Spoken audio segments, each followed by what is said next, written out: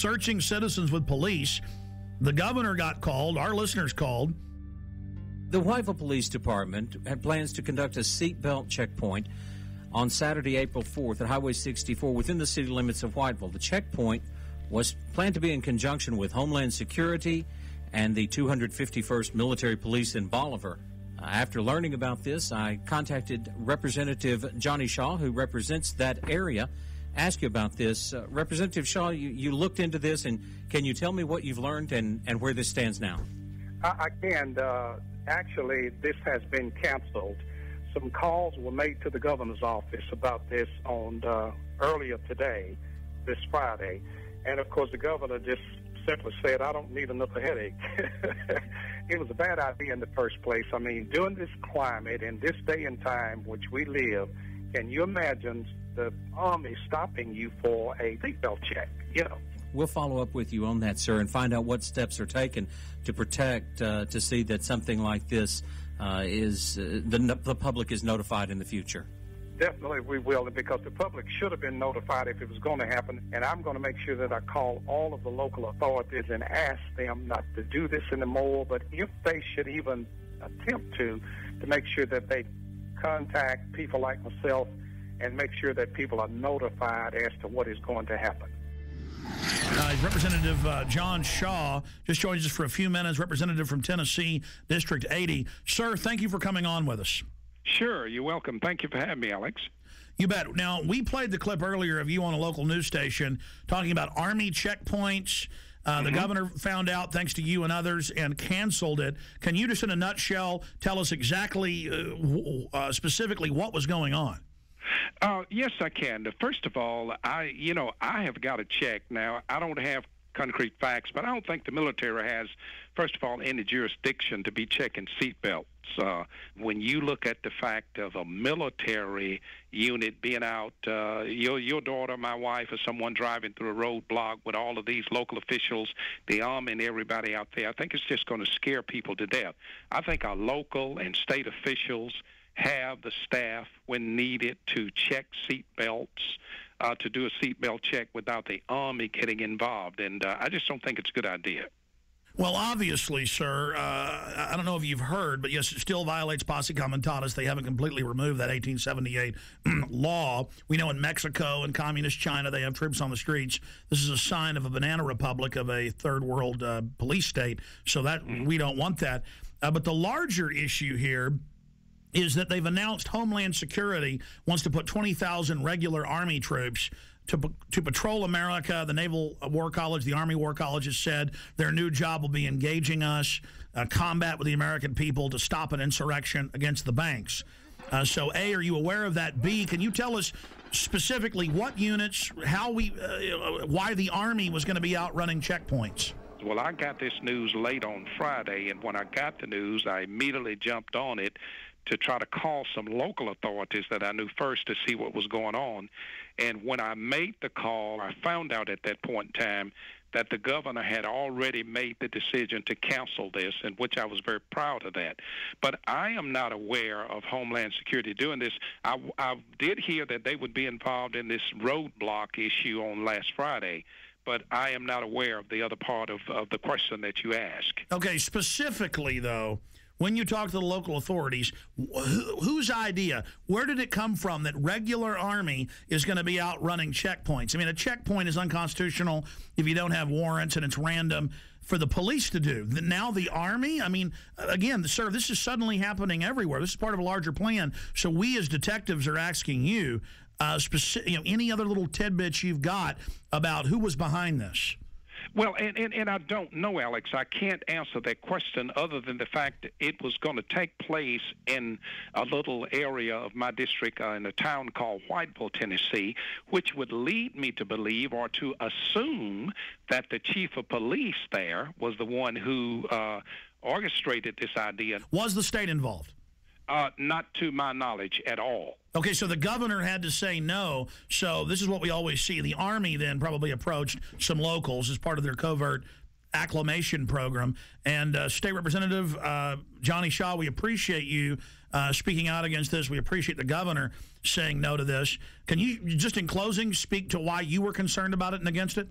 Well, again, I was concerned because I think in this economic climate, or in this climate that we are in, well, can you imagine your wife, your daughter, my wife or daughter, even son driving up to a checkpoint with Homeland Security, the military police, the state police, if they were involved, and then, of course, all of your local authorities? It's going to make someone think something bad has happened in the community, and I just don't think this is a good idea. I think it would have been a scare tactic that would have been hard for some of our citizens to get over, or maybe some of our senior citizens, and I'm totally against this kind of a tactic, and I'm going to do my best as a state representative to see that this does not happen again in my district, and hopefully nowhere in the state of Tennessee.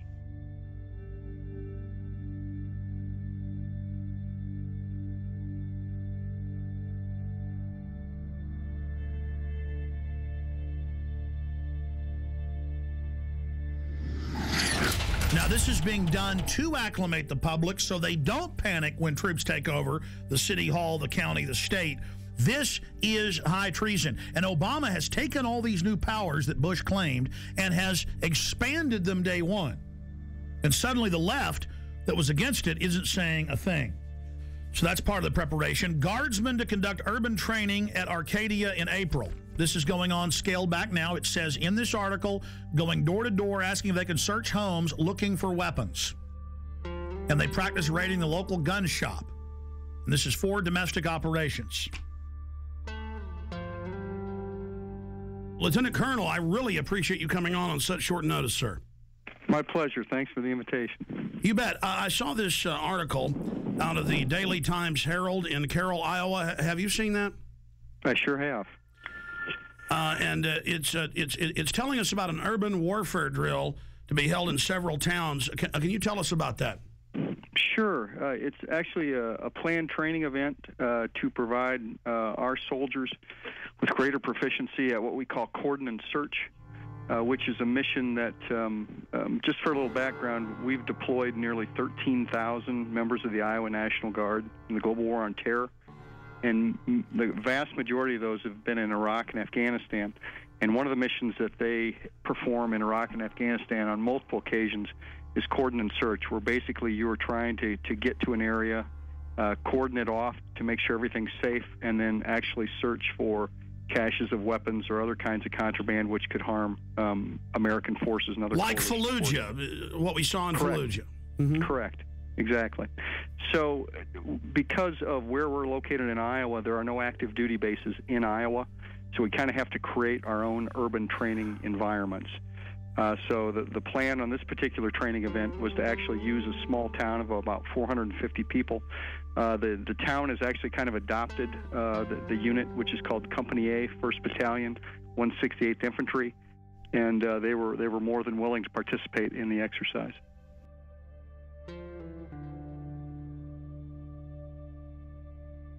Going through this article, I mean, explaining exactly what they're going to do door to door with the houses, what the checkpoints are going to be simulating. Sure. When you're talking about cordon and search operations, you've got several different rings of security that you've got to provide in a particular area.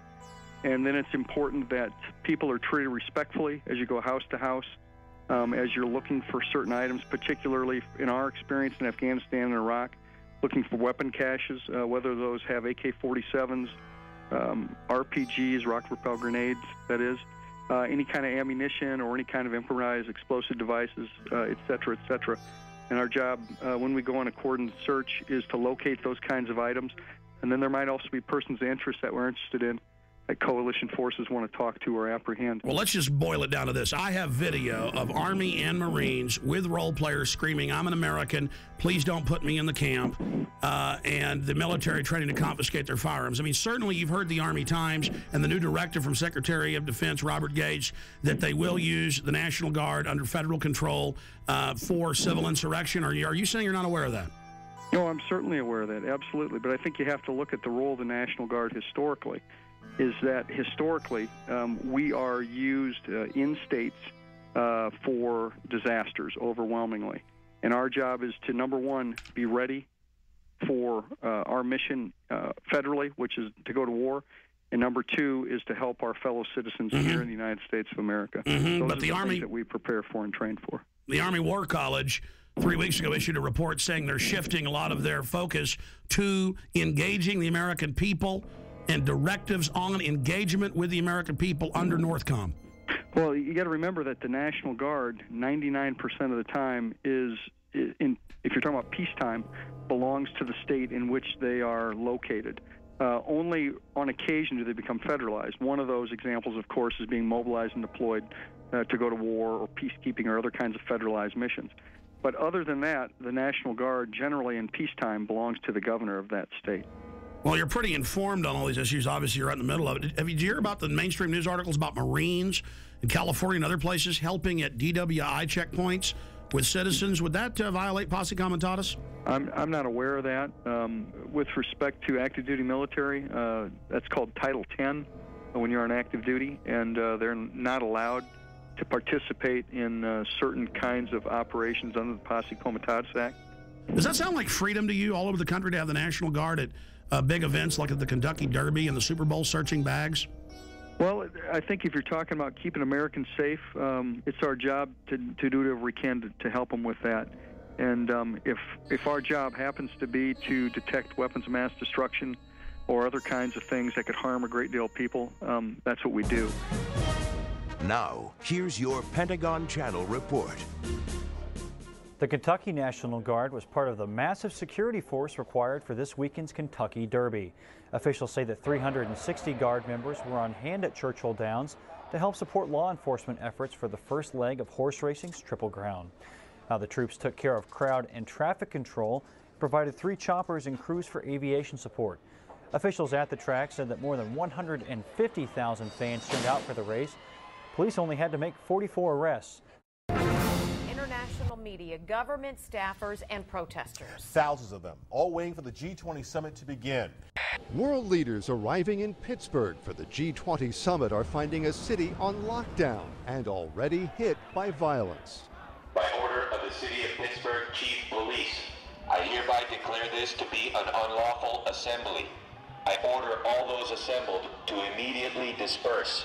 The G20 basically represent the largest nations which participate in the Western banking cartel, which I feel is behind a lot of the pain, anguish, and misery that exists in our world today. They would like to come up with one central bank for the world to replace the dollar standard, and also have international regulation, a massive expansion of the WTO regulations into the financial markets. You must leave the immediate vicinity.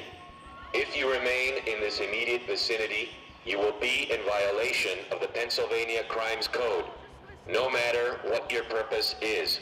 It's hard that it's setting up as like a us versus them when we're all in the same class. We're in it together, and they're protecting the interests of the world's billionaires. Anytime I've been on a march or anytime I've been arrested, it has been peaceful on our side. It's the state are the ones that cause the violence. You must leave. If you do not disperse, you may be arrested and or subject to other police action.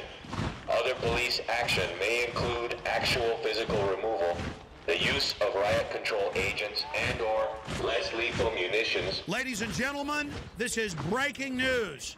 Do you know why my crew is not live with us right now, why they were out of contact? They are under sustained LRAD sound cannon attack. They rolled these out at tea parties in California and other places. First time I saw them was 2004 in New York. They have the National Guard engaging American citizens right now with deadly acoustic weapons that damage the middle ear. This is happening right now in Pittsburgh, Pennsylvania, while the G20 in mainstream news is getting rid of the dollar, bringing in world government against everybody right now. Listen, this is such a police state there that they tried to talk to the military and talk to a spokesman last night. Defense Link put a press release out, and they said, no, we're not going to talk to you, get out of here. Then they got their license number, had the police pose as Alamo rental car people from the county there, Allegheny County in Pennsylvania. They called them and said, your car's got no brakes, bring it in. And they said, well, we're in the coordinate G20, we're news reporters. we can't get out till tomorrow. And they said, well, that's fine because I'm a police officer with the Army and FBI and you've all been put on terror list and your life's over, boy. And we know you're a terrorist and you were sneaking around the military base and ran. All lies. Thank you very much. Okay, so I just went over. They're going to have a guy come out and talk to us, or they said they'll get us a number to contact, I think he said the PAO.